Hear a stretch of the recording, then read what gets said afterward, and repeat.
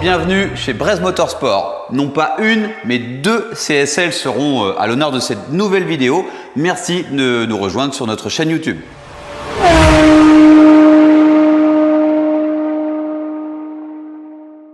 Vous le savez, une M3E46 CSL, l'âme de ce moteur, c'est cette boîte à air carbone. C'est pour ça que je l'ai prise pour présenter cette vidéo et cette voiture. Forcément, celle-ci en possède une dessous le capot, on va vous la montrer dans 2 secondes. Et ça, c'est la boîte à air de la deuxième CSL qu'on vous présentera dans la seconde partie de la vidéo. Nous avons posé cette boîte à air juste là puisque c'est pas le sujet de la journée, même si on va forcément énumérer les détails de cette M3E46 assez exceptionnelle. Mais aujourd'hui, nous allons parler KW. Comme à l'habitude, quand on parle châssis, c'est toujours ces amortisseurs et cette marque qui reviennent. On vous expliquera tout à l'heure quel modèle nous avons choisi par rapport à l'utilisation de la voiture. Cette voiture, merci à Maxime de chez Detailing Maker de nous l'avoir confiée, puisque c'est vraiment un très bel exemplaire avec à peine 40 000 km au compteur.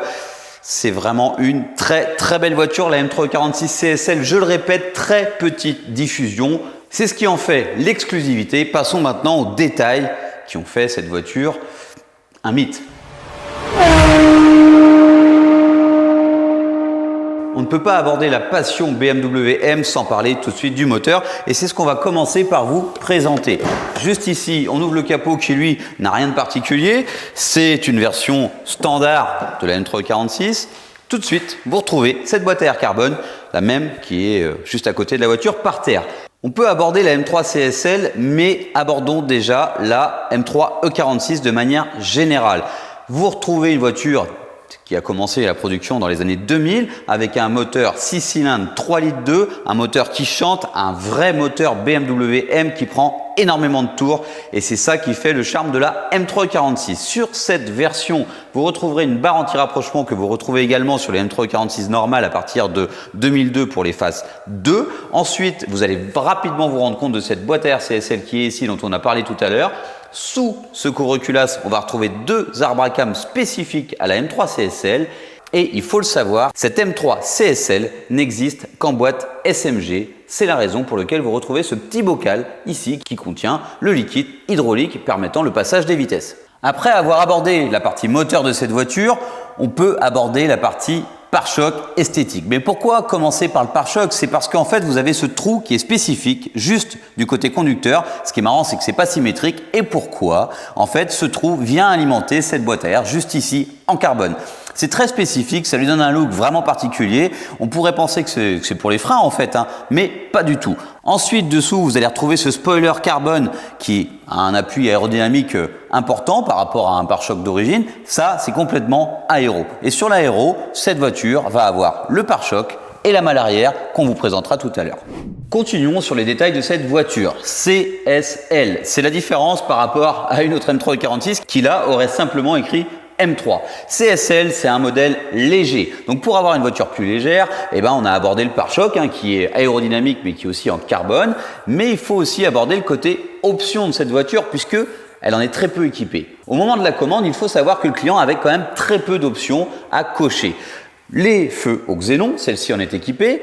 La climatisation est de série, mais après, il n'y a pas grand-chose qui pouvait aborder. Les radars de recul arrière, celle-ci n'en a pas. Et je vais dire une bêtise, mais c'est à peu près tout ce qu'on pouvait avoir comme option, avec un truc quand même assez intéressant, la moquette plus ou moins épaisse. Je parle bien de la moquette du sol. Donc en fait, on pouvait avoir une moquette légère CSL ou une moquette un petit peu plus épaisse, malgré que ce soit une CSL. Ça fait partie des quelques options qu'on pouvait avoir. Je répète, le xénon, le PDC arrière et...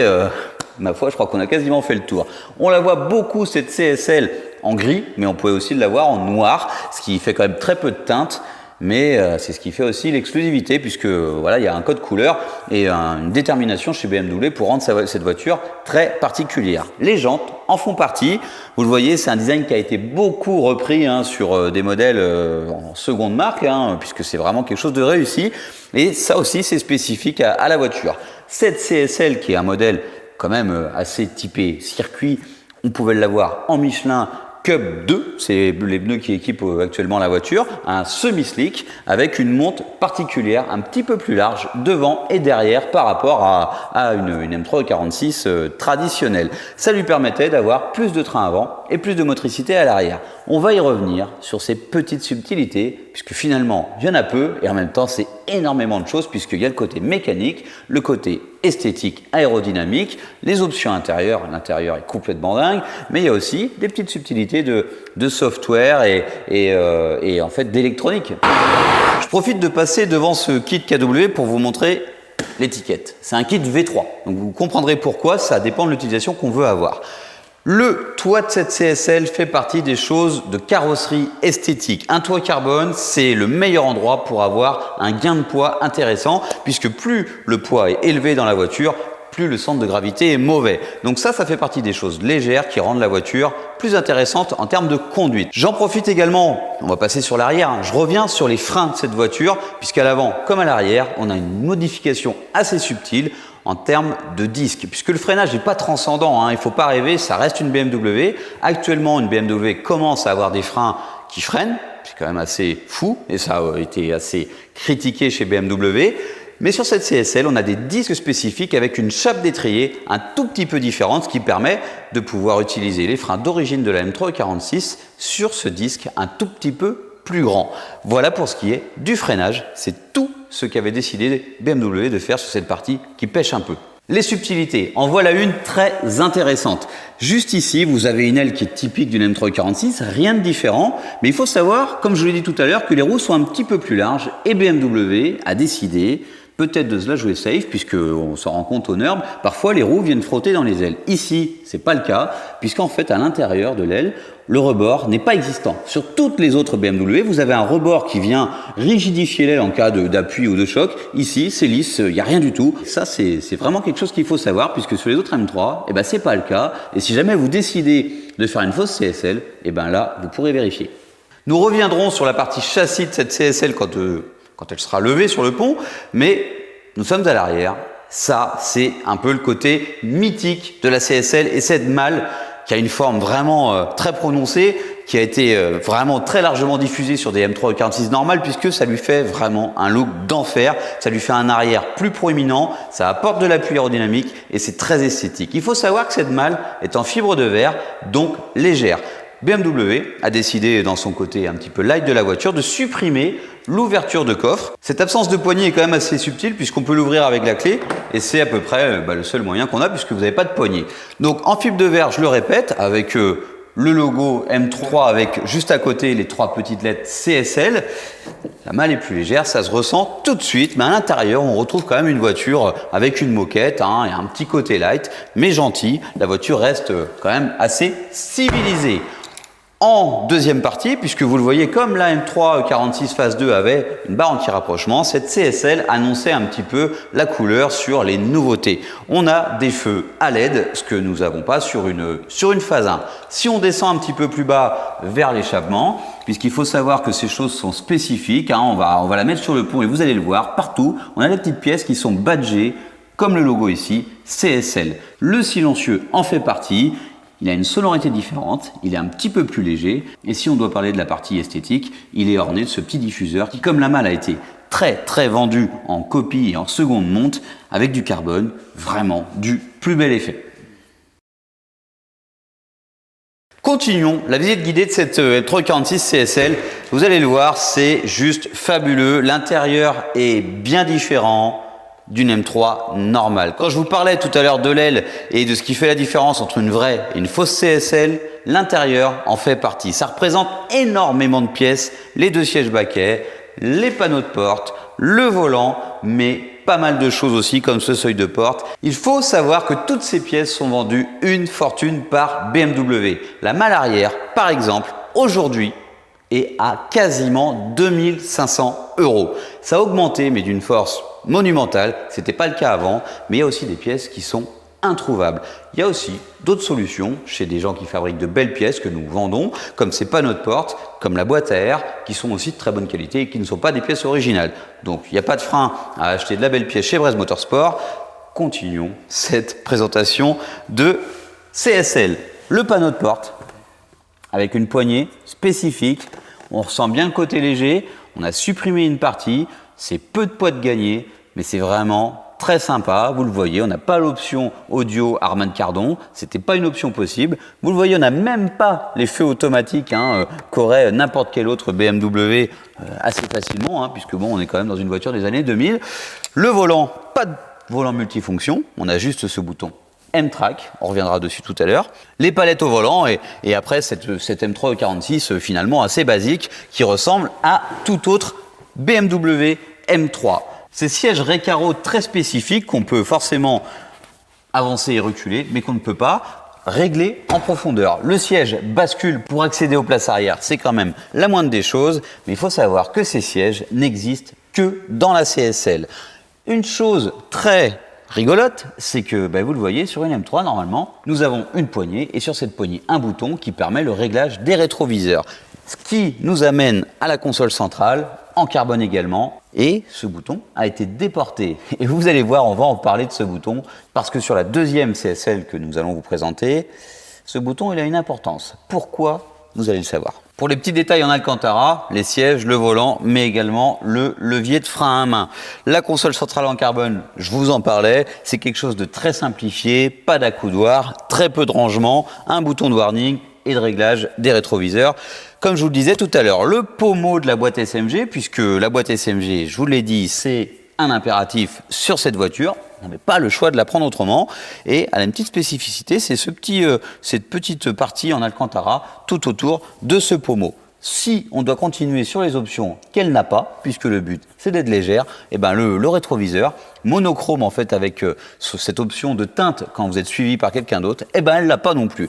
Donc c'est quand même une version très basique, mais c'est ce qui fait que c'est cool puisque ça se ressent vraiment à la conduite. On a eu la chance d'essayer une CSL et c'est 100 kg à peu près qu'on a gagné par rapport à une voiture bien optionnelle chez BMW sur une M3 E46 équivalente et ça se ressent à 100 kg. Donc cette CSL c'est quand même un pari un petit peu réussi de la part de BMW puisque c'est juste magnifié une M3 qui est de toute façon, peu importe la génération, une des meilleures BMW dans la gamme quand elle sort.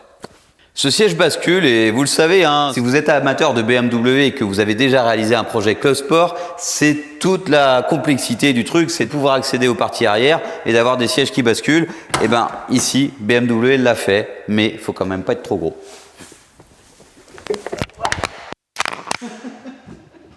Me voici à l'arrière, j'ai réussi à me glisser, ça passe plutôt bien. On a parlé des sièges avant, parlons de la banquette arrière, puisque pour gagner du poids sur cette voiture, il a fallu en gagner partout. La banquette est spécifique également, vous le voyez, pas de place au milieu, ce qui fait que la voiture devient une vraie 4 places et non 5 comme le coupé traditionnel E46. On a une partie plastifiée, 4 places, je le répète. C'est assez joli, c'est peu confortable, mais c'est tout l'art de BMW. Faire un véhicule polyvalent, sportif, mais avec 4 places, 5 quand vous avez une M3 E46 normale et un coffre. Pour finir sur l'esthétique et la spécificité de la voiture, c'est les panneaux de porte. On a un élément carbone au centre qui supprime l'accoudoir et qui rejoint un petit peu la porte avec cette continuité de carbone. C'est vraiment magnifique. C'est une très belle voiture. On sent le côté épuré de la CSL puisque cette console dont je vous ai parlé après est beaucoup moins présente. On a comme ça tout plein de petites choses qui font que la voiture devient beaucoup plus aérée par rapport à une M3 normale.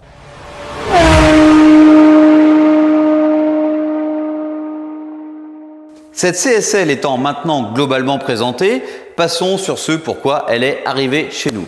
Un check global, mais je vous l'ai dit, la voiture a peine 40 000. Je vous dis 37 000 km, c'est quand même juste dingue. La voiture a quand même bientôt 20 ans. KW V3. Ce sont des amortisseurs que nous aimons beaucoup puisque après la M3 E92 GTS, qui est un peu la continuité de la CSL, avait des KW Club Sport. Aujourd'hui, on bosse beaucoup sur les Porsche, Manthey Racing, tous ces préparateurs et ces équipementiers qui sont proches des marques BMW, Porsche, se fournissent chez KW. Donc cette marque tombe sous le sens, un V3, ça tombe également sous le sens puisque cette CSL, avec ses 20 ans, est quand même un objet de collection. Impossible de matraquer cette voiture et d'avoir une utilisation qui serait justifiée. C'est une voiture de sport, mais son âge et son exception fait qu'on a envie de la chouchouter. mais on peut quand même l'optimiser. Il ne faut pas oublier qu'après 20 ans d'utilisation et d'immobilisation, les amortisseurs fatiguent, l'hydraulique devient beaucoup moins efficace et il ne faut pas rêver, chez BMW, les freins, les amortisseurs, ça reste des choses perfectibles. On en a parlé souvent, la polyvalence d'une voiture, parfois ça ne marche pas à 200% puisque il y a un budget, il y a du confort, il y a plein de choses qui font que on ne peut pas forcément choisir un KW sur une voiture de série, vous l'aurez bien compris. Maintenant, présentons ce kit KW. Et c'est très simple, hein. Sur la boîte déjà on voit où veut nous emmener KW. Street Comfort, Street Performance, Track Performance. On aime beaucoup la marque, vous le savez, et justement c'est pour ça que nous aimons cette marque, c'est que la gamme est très large. Street Comfort, on cherche une voiture plus basse, confortable pour la route. Street Performance, on cherche à optimiser une voiture qui va servir principalement sur la route, avec laquelle on va pouvoir avoir une conduite un petit peu plus dynamique. Et puis Track Performance, là on sait que c'est le circuit qui est valorisé, avantagé, et c'est ce qu'on vise. Aujourd'hui, c'est un peu le côté Street Performance. Vous le voyez, hein, les KW, c'est toujours très qualitatif. On a une boîte super résistante, très bien emballée, avec de la mousse. Une boîte qui est le KW Toolkit qui permet de régler les différents éléments que je vais vous montrer. Un ressort progressif pour avoir un maximum de confort tout en étant efficace, puisque un KW V3 pour la route, c'est ce qu'il y a de mieux. Ça permet de faire un peu de circuit, mais ça permet aussi d'être confortable sur la route. On continue le déballage. Quand je vous dis que c'est bien emballé, je vous ai pas menti. On va continuer sur les amortisseurs arrière, puisque c'est des ressorts arrière que je vous ai présentés.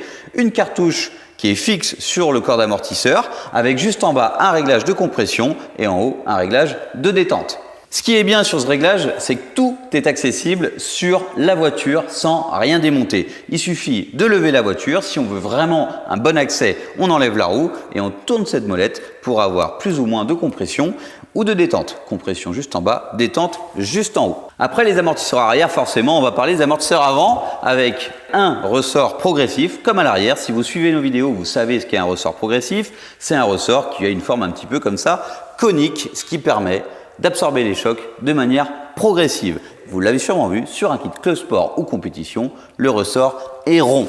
Juste là, l'amortisseur avant avec un réglage de compression et de détente qu'on va pouvoir utiliser via les petits outils qu'on trouve dans la mallette, le KW Toolkit.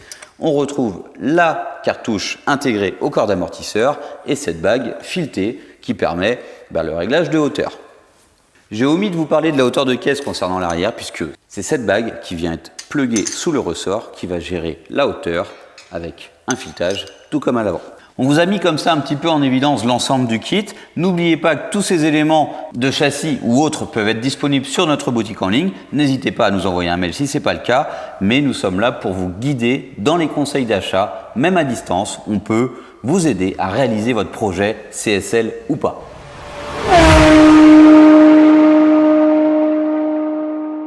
On a abordé cette vidéo en parlant d'une CSL et d'une seconde. La seconde est ici. On a déplacé la boîte à air, comme ça vous suivez un petit peu le truc. Et la boîte à air, forcément, si elle est par terre, c'est qu'elle n'est pas dedans. On n'a ni boîte à air, ni moteur. On va vous présenter un petit peu cette seconde CSL, puisque c'est une CSL, comme vous le voyez sur les plaques, RHD, une CSL anglaise sur laquelle on décide un truc un peu fou, la passer en boîte méca, puisque dans la vidéo où on présente la première, ça n'existe que en SMG, et RHD, LHD, puisque la valeur d'une CSL RHD est quand même bien inférieure à une CSL avec le volant à gauche. On vous présente très rapidement cette CSL anglaise, puisque dans les vidéos qui vont suivre, on va vous présenter un peu plus en profondeur comment on a décidé de faire ces modifications. Vous pouvez voir les premières étapes de ces modifications justement sur la chaîne d'Erwan, The Gloved Driver. Les KW V3 sont en place et c'est le moment de faire un petit peu le tour de la voiture avec toutes les petites touches CSL qu'a cette voiture, cette M3 46 si particulière. On vous l'a dit tout à l'heure, une CSL, c'est spécifique. Il y a des choses qui sont très proches, comme l'amortisseur. Si on avait à côté un amortisseur d'M3 E46 standard, on ne verrait pas la différence, sauf que là, c'est écrit CSL. Et forcément, si BMW fait une référence différente, c'est que le tarage de l'amortisseur, même si physiquement il est similaire, le tarage est spécifique à cette voiture qui est justement un peu plus légère et un peu plus dynamique. C'est pareil sur l'amortisseur avant. Et maintenant, on va lever la voiture. Avant de finaliser tout ça, on va vous montrer sur la ligne d'échappement le catalyseur, l'intermédiaire et le silencieux est spécifique CSL.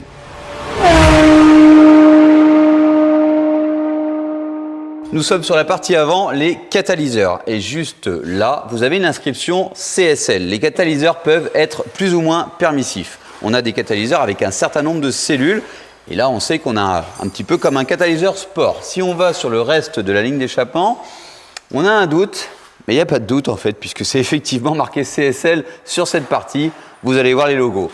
On arrive sur l'échappement et on a toujours ce même logo CSL qu'on va retrouver juste ici. Tout à l'heure, on a dit qu'on allait aborder le côté châssis de cette CSL, mais on ne pouvait pas s'en rendre compte tant qu'elle n'était pas levée. Les KW, on y reviendra, mais ça, c'est quelque chose qui était effectif dans le chantier du jour. Ces bras de suspension, par contre, c'est quelque chose qui est déjà sur la voiture d'origine et qui permet un réglage plus important, c'est pas dit. Mais par contre, c'est vraiment plus rigide que la pièce d'origine sur une M3 E46 qui était déjà utilisée sur les autres générations d'M3. Quelque chose d'assez surprenant, puisque quand on a abordé avec la personne qui nous a confié, Maxime de Detailing Maker, cette voiture, il nous a dit, bon, check bien les cylindres blocs, on ne sait jamais, on veut que la voiture soit dynamique et efficace. J'ai répondu, avec 40 000 km, comment est-ce qu'on pourrait avoir une usure particulière sur un cylindre bloc?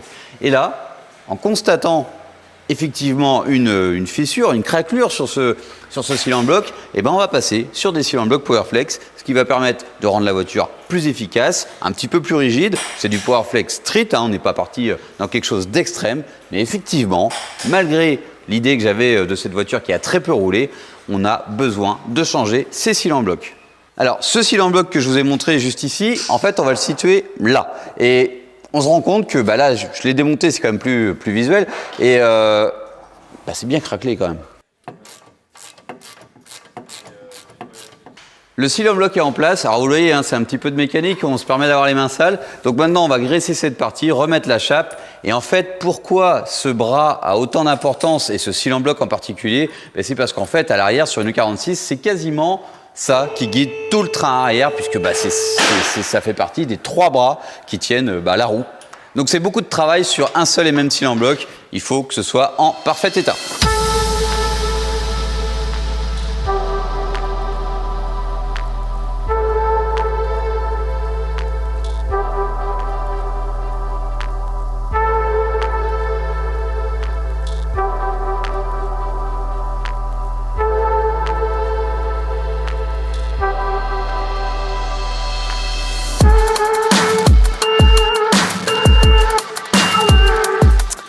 Ça y est, la géo est terminée, on a fait un petit setup châssis comme on sait le faire. Alors vous avez vu, vous avez les plans vidéo, photos, avec les éléments qui comptent pour faire une géométrie comme il se doit. Le carrossage avant, c'est la première chose que nous avons réglé. Le carrossage arrière, ensuite le parallélisme arrière et avant. La voiture est réglée, allons l'essayer.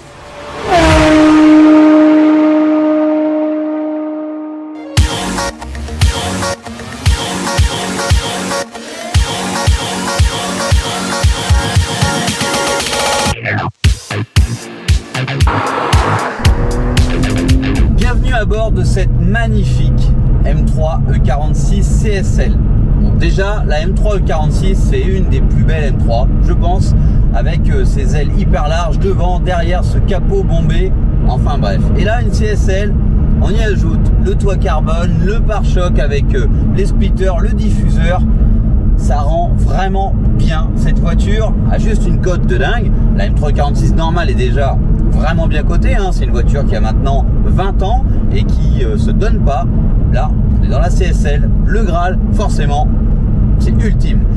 Alors, on n'est pas là pour parler de la cote de cette voiture, mais plus de ce qu'elle procure. Et j'ai la chance de conduire pour la première fois une CSL avec le volant du bon côté, puisqu'on a une autre CSL au garage, et ça, vous l'avez vu dans le début de la vidéo, c'est vraiment une chance que d'en avoir deux. L'autre est RHD.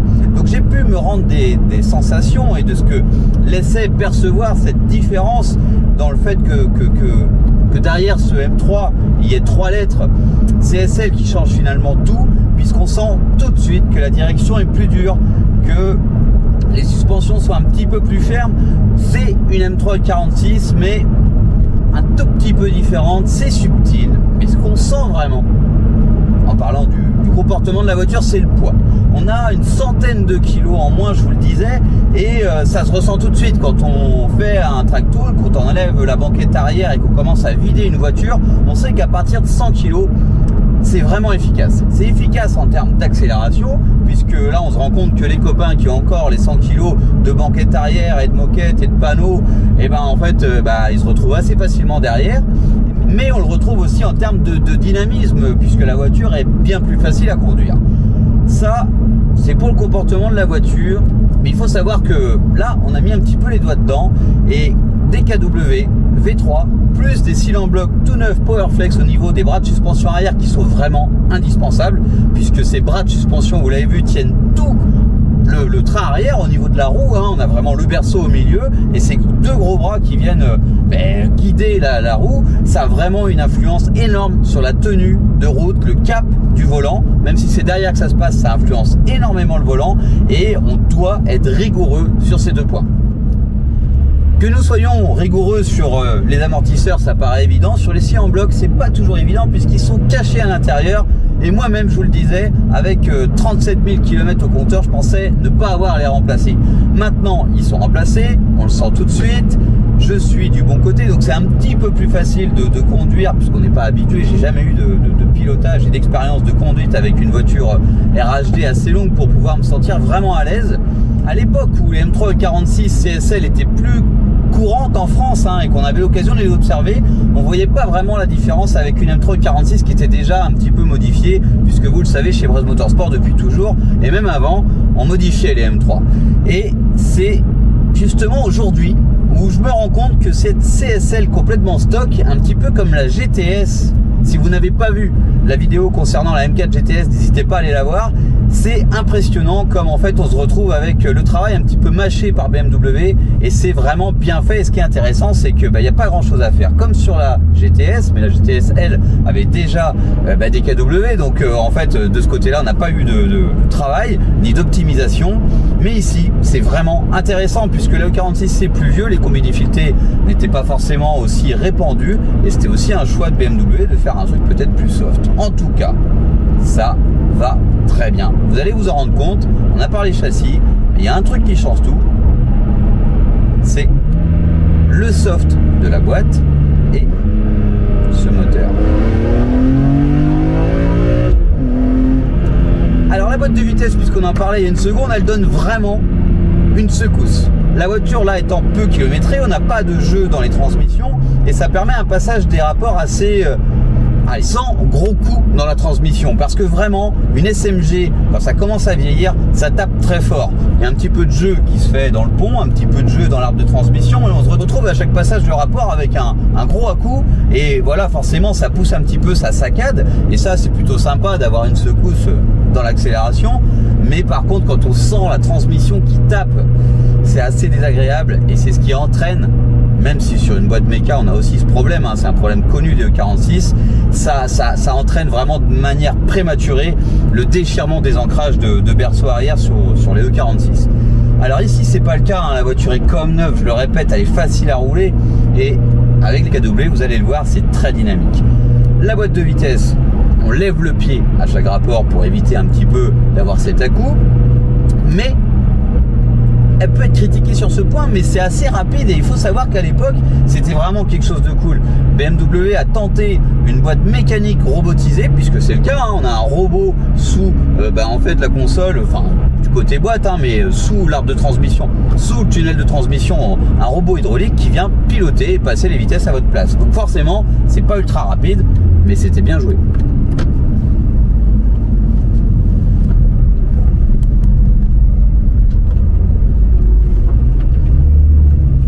Alors là c'est vraiment le test parfait, deuxième. relève exprès. Hein.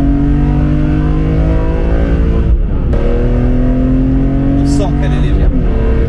Et là, franchement, si on est en mode un petit peu taquinage, je trouve que c'est là que la boîte se prête le mieux.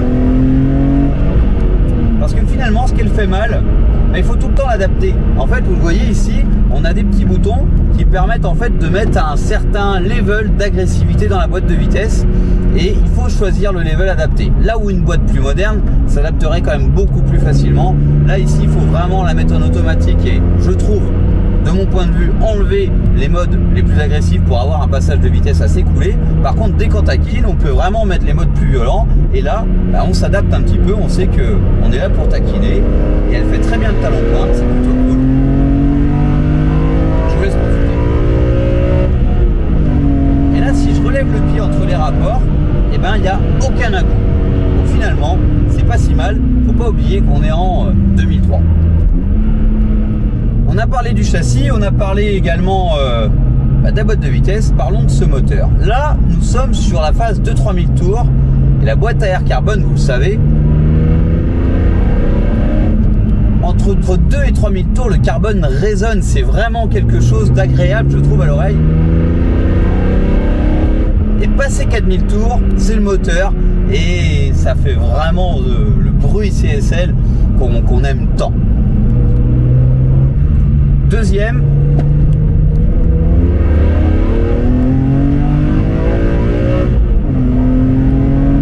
c'est vraiment une super voiture.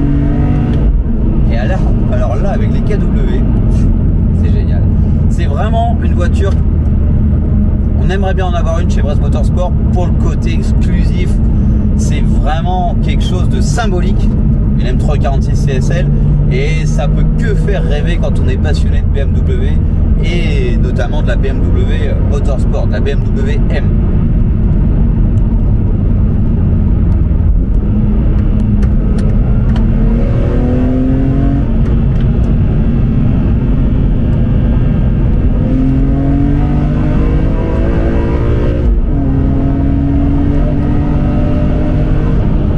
Elle marche très bien cette CSL et vous allez le voir par rapport à une E46, la route est défoncée.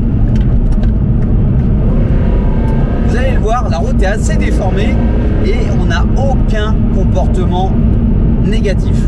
Il n'y a aucun mouvement de caisse, quelque chose qui pourrait laisser un espèce de doute ou un flottement dans la direction. La voiture est très très précise. Il faut savoir qu'on a fait une géométrie. Cette géométrie, on l'a fait dans ce qu'on pense être la bonne solution par rapport à la combinaison route, peut-être potentiellement un track day, mais si on est parti sur des KW V3, c'est parce qu'on sait que la voiture va globalement être une voiture pour faire de la balade sur route, peut-être un road trip, avec occasionnellement du track day. Le V3 fait très bien le boulot, mais on s'est permis de mettre un petit peu d'optimisation châssis. Avec une géométrie, on peut faire plein de choses. On peut orienter la voiture sur un côté plutôt joueur, sur un côté plutôt très safe. Et là, on essaie de faire un mix, un truc un petit peu polyvalent, mais qui marche bien. Forcément, ça va mieux. Dans les virages, on sent qu'on a plus de train avant, la voiture est bien plus constante, vraiment bien aidée par le fait de rouler avec des PS Cup 2, puisque la CSL est livrée en option avec des semi-slick ou des pneus route, dans tous les cas des pneus de chez Michelin, donc des bons pneus, mais c'est des pneus qui sont assez vieux, puisque le PS Cup 2 existait déjà, et existe toujours, mais par contre, si on avait un pneu routier, ce serait, si je dis pas de bêtises, un Pilote Sport 2, qui serait vraiment dépassé, puisqu'après il y a eu le Super Sport et le PS4S qu'on aime tant. Alors je vais arrêter de parler et je vais vous laisser profiter de cette petite route et de cette voiture qui s'y prête pas.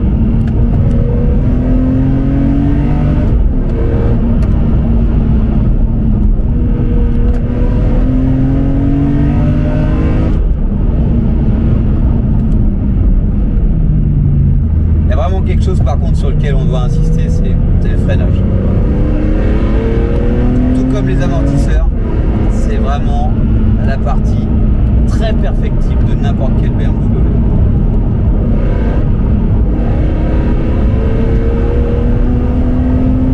Et vous le voyez, hein, les déformations de la route sont très bien gommées, c'est pas inconfortable du tout.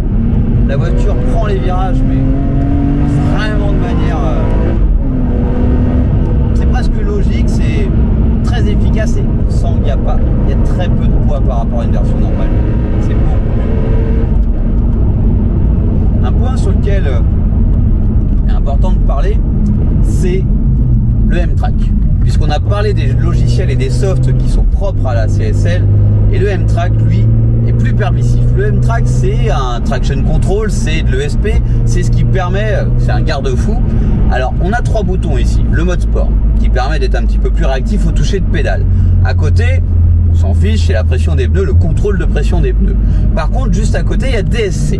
DSC, on peut appuyer dessus, et si on appuie longtemps dessus, on enlève toutes les assistances.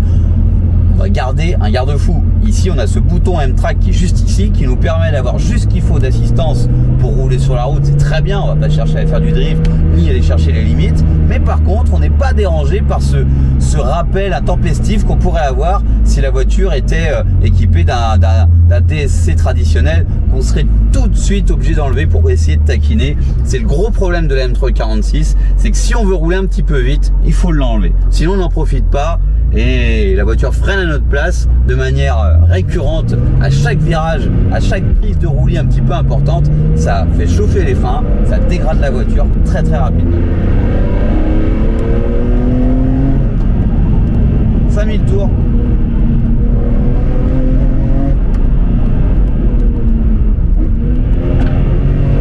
Le talon pointe est vraiment bien fait. Et ce qui est bien avec la CSL, c'est que on a un shift light qu'on n'a pas forcément sur les autres versions. On peut le mettre après, hein, c'est du codage, mais on ne l'a pas. En tout cas, pas sur les boîtes manuelles. Je ne veux pas dériver, mais quand la M346 CSL que nous avons au garage sera LHD boîte méca, ça va être de la folie. Parce que là, la boîte cogne quand même pas mal.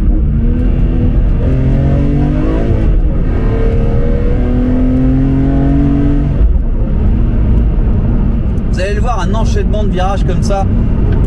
La voiture est super stable. Et vous voyez, je suis très à l'aise. Je ne me sens pas débordé par la voiture. C'est assez fou. C'est vraiment une très belle voiture, mais qui est dotée d'une âme et d'un comportement qui n'est pas celui d'une autre M346. Je profite de cette petite interlude dans la vidéo pour remercier Maxime de Detailing Maker pour sa confiance, et merci aux propriétaires de cette CSL qui peut que être content de son achat, puisque c'est vraiment une voiture qu'on adore et on réalise un petit peu notre passion et nos rêves en fait, hein, au travers des voitures des clients, puisque comme je vous l'ai dit, c'est vraiment quelque chose de passionnant. C'est cette M3 qui quand même a été très peu produite, hein. Faut pas oublier qu'il y a eu 840 véhicules LHD CSL de produits, à peu près, hein, 842 de mémoire, et 540, quelque chose comme ça, en RHD, ce qui fait même pas 1500 voitures. Donc on a vraiment de la chance d'en avoir 2 au garage en même temps et de pouvoir les conduire. C'est vraiment quelque chose, puisque ces voitures sont faites pour être conduites. Il y a le côté collection, puisque la cote est très forte et on pourrait spéculer, mais le fait de pouvoir les utiliser, parce que c'est quand même pour ça qu'elles étaient créées, ça permet de comprendre l'objectif de BMW à l'époque et ce qu'ils avaient envie de distiller comme passion, et c'est très réussi, très très réussi. Le M-Track marche très bien, c'est permissif, ça suffit pour faire ce qu'il faut, ça fait un garde-fou comme je le disais, c'est vraiment génial. Il faut juste s'adapter à cette boîte et la voiture devient parfaite. Je trouve que c'est l'objet idéal de la balade du dimanche matin ou du dimanche après-midi sur les petites routes, si on veut avoir un rythme cool. Par contre, assez s'énerver aussi, hein. Alors j'ai ouvert la fenêtre, hein, je ne sais pas si ça va vous donner un vrai bon ressenti sonore, si on peut dire ça, de la boîte à air, mais vous allez le voir.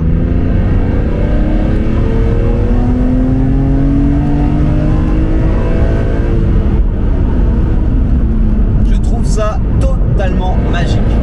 Oh la voiture, sérieux, avec les KW n'est pas secoué, je vais refermer la vitre, on n'est pas secoué bêtement comme ça avec quelque chose qui vient taper comme un K2V Close Sport qui serait plus efficace sur circuit par contre. Mais alors là, vraiment, pour se faire une balade sur la route, c'est génial. La voiture est stable, c'est génial. C'est vraiment un très bon compromis. Quelle voiture! Vous avez vu la bosse là? Elle bronche pas. Les freins par contre, faudrait pas faire l'imbécile. Je pense qu'ils broncheraient assez facilement. Mais la tenue de cap est géniale, vraiment. Je suis content, on a fait un bon réglage et on a fait un bon choix. Vraiment. Je pense que si on n'avait pas fait les cylindres blocs arrière, on n'aurait pas un châssis aussi rigoureux. C'est bien. Se balader comme ça au milieu des arbres. Avec une telle voiture, ça résonne comme ça dans le... C'est génial, vraiment génial. Allez, on arrête de faire des éloges. On demande pas en faire.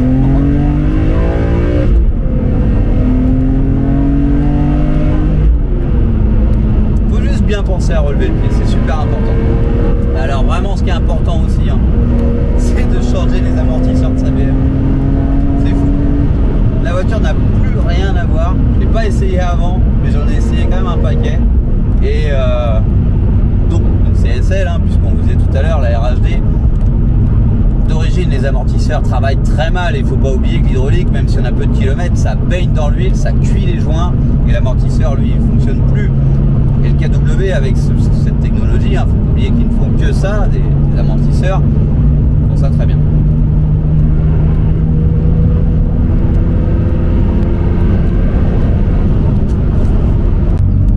Alors on profite de nos vidéos pour forcément vous placer notre travail, hein. C'est pour ça qu'on les fait ces vidéos, mais on le fait aussi pour partager un petit peu nos expériences par rapport à ce qu'on découvre et ce qu'on aime et ce qu'on aime moins sur les voitures qu'on a l'occasion d'essayer. Et tout à l'heure je vous parlais de la boîte de vitesse qui était très très agressive, j'en ai beaucoup parlé, hein. C'est un vrai problème, hein, finalement, mais c'est un vrai détail, hein, cette boîte, hein, elle est si particulière. Et là, on passe en auto. Elle descend de 2 crans puisqu'on était au mode le plus agressif. Et ce que j'aime bien faire, c'est la baisser au premier cran. Et là, on se rend compte que finalement, ça fait une boîte auto assez lente qui fonctionne très bien. Donc le pari, hein, de BMW est quand même bien réussi. Et là, vous voyez, hein, elle va passer les vitesses de manière très douce, très lente, et c'est plutôt pas mal.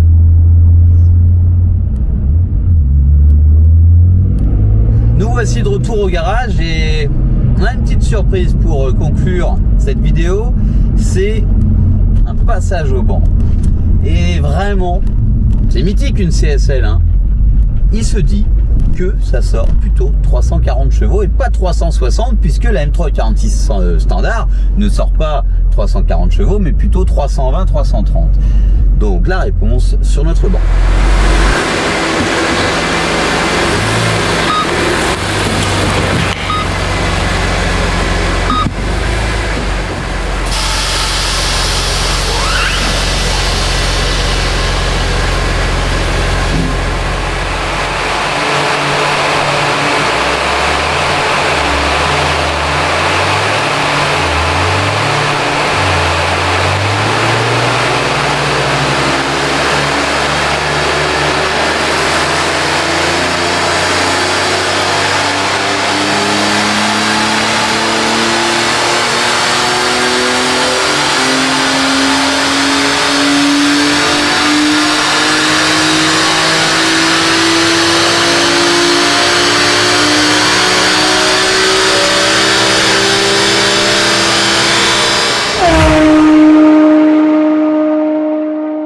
C'est le grand moment et toujours un honneur d'avoir cette CSL. Passage au banc, comme vous l'avez vu, et un peu décevant. Pourquoi? À vérifier. Mais cette voiture sort actuellement 310 chevaux. On sait qu'une CSL sort à peu près 340 chevaux normalement. 310, ça veut peut-être dire qu'il y a peut-être quelque chose qui est à réviser ou à régler. Maintenant, revenons sur notre préparation châssis. Et vous l'avez vu dans l'essai routier, je suis assez content. Content d'avoir la chance de conduire cette CSL et content de pouvoir constater que les upgrades qu'on a apportés à cette voiture sont vraiment efficaces et adaptés aux clients. Puisque là, pour rouler sur la route, je me projette déjà dans un road trip, quelque chose qui permettrait de faire profiter de cette CSL à quelqu'un avec le bruit de la boîte à air carbone dans les montagnes, dans une petite route comme on l'a fait sur l'essai routier, et aussi toute la modernité qu'a une voiture de 20 ans tout de même. Puisqu'une CSL, c'est une voiture qui commence à vieillir un petit peu, mais qui est, ma foi, assez pratique à rouler puisque on a la clim, on a la radio, même si on n'a pas envie de l'allumer, et la voiture est assez haute. Enfin bref, c'est assez polyvalent, c'est une BM, on a un coffre, on a 4 places, on peut en profiter. Merci aux propriétaires de cette magnifique M346 CSL. Merci également à Maxime de Detailing Maker pour la confiance qu'il nous a donnée et nous avoir confié ce véhicule. Nous espérons avoir encore plein de beaux objets comme ça à préparer, optimiser et à vous présenter. Kenavo.